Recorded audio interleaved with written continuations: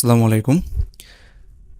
সামনে বাংলাদেশ ব্যাংকের সহকারী পরিচালক পদের পরীক্ষা, প্রিলি, রিটেন এবং ভাইভা।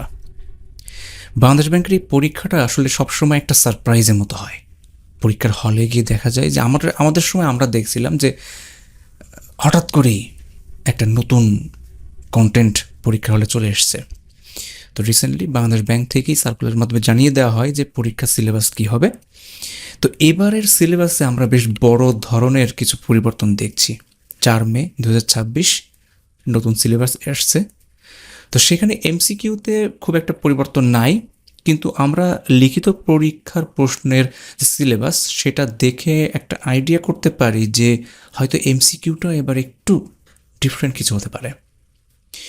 তো আমি সরাসরি চলে যাচ্ছি বাংলাদেশ ব্যাংক থেকে প্রদেয় যে সার্কুলার সেখানে, যেখানে রিটেন পার্টে বলা আছে, যদি আমরা কন্টেন্টসগুলো দেখি, যে ফোকাস রাইটিং কিন্তু আগে ছিল ইংরেজি বাংলা 30-30-60 নাম্বারের কিছু কিন্তু ছোট পরিবর্তন দেখছেন আপনারা অলরেডি।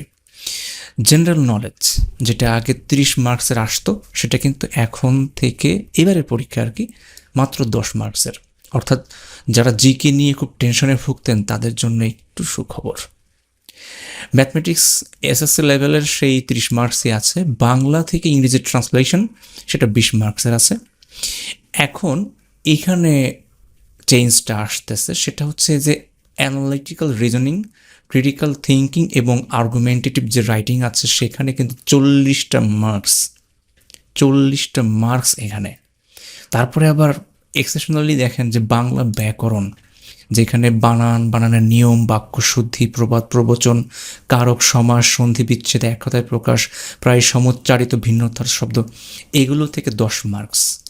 ইংরেজি ল্যাঙ্গুয়েজ প্রফিসিয়েন্সি, যেখানে sentence structure, subject verb agreement, finite non finite verb, transformation, speech, clause, phrase, group verb, idiom phrase, right form verbs, এগুলো থেকে 20 মার্কস।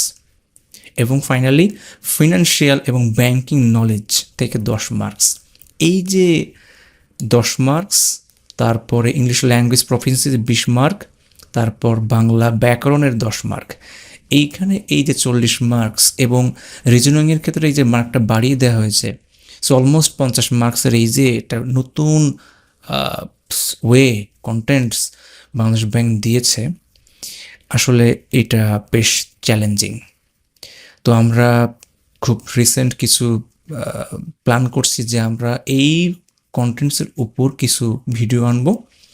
আমাদের যে ওয়েবসাইট আছে friday-tutors.com, সেখানে আমরা কিছু কোর্স আনতেও পারি এবার।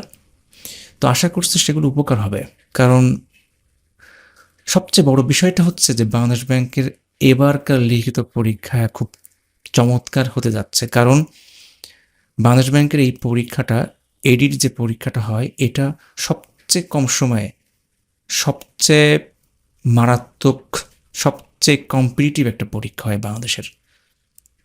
টিকে থাকতে হলে একটু আলাদা হতে হবে, এবার কোনো বিকল্প নেই। ধন্যবাদ। আসসালামু আলাইকুম।